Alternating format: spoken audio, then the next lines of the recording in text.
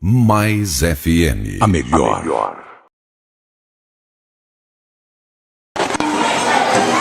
Bom, a Escola Frei Damião promove aí mais um arraiá das festas juninas aqui na cidade de Iguatu. A gente tem uma ideia aí, muitos pais e alunos estão neste momento se deliciando dessa grande festa. A tia Fátima, juntamente com os professores, funcionários da escola, organizam a festa para daqui a pouquinho começar aí essa grande...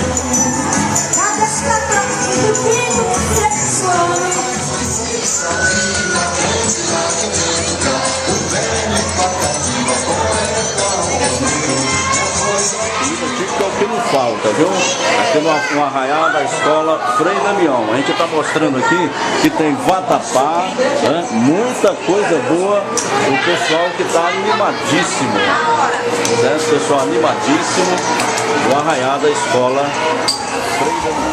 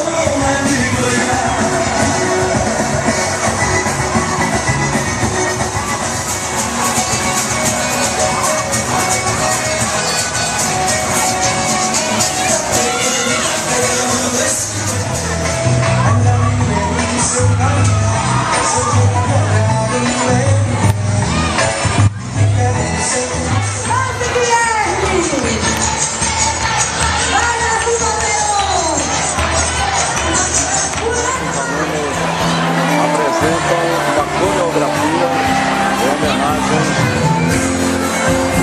à Patativa do Açaí.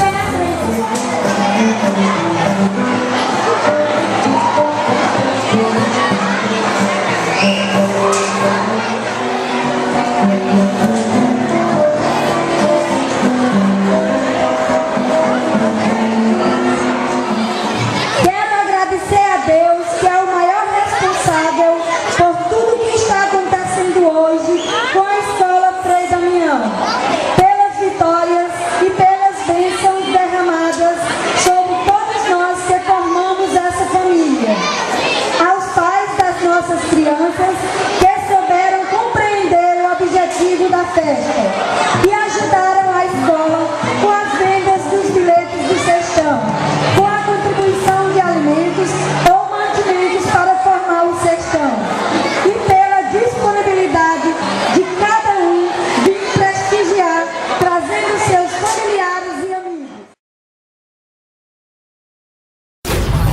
Mais FM. Aqui é bem melhor.